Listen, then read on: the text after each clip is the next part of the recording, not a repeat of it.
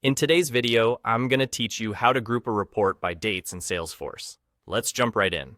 Start by heading to the Reports tab. From here, either create a new report or open one you've already built. The key is to get into the report editor, where you can adjust how your data is presented.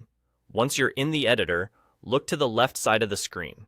You'll see a pane that lists the fields available for your report, including the columns that are already in use. If you have a lot of fields, use the search box in that pane to quickly find the date field you want. Now, to group the report by dates, click and drag the date field you want to use and drop it into the grouped section at the top of the outline area. This is often labeled Group Rows.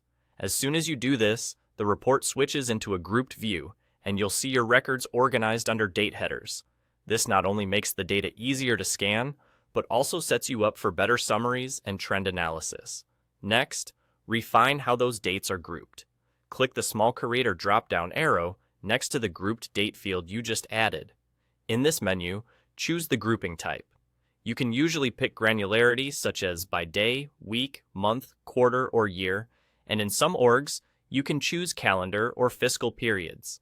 This choice determines how Salesforce bundles your records, so think about the level of detail you need. If you're reviewing monthly performance, month is a great choice. For broader trends, quarter or year works well. While you're in that same menu, set the sort order.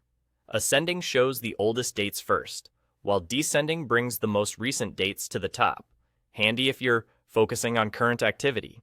If you group the wrong field by mistake, simply remove it from the grouped section and drag in the correct date field instead. Also note that both date and date/time fields can be grouped. When it's date/time, Salesforce still lets you group by date parts like month or year. And there you go.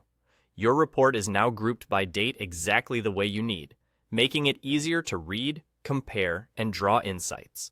Once you're comfortable with this setup, you can explore summaries and charts that build on the same grouping to visualize trends.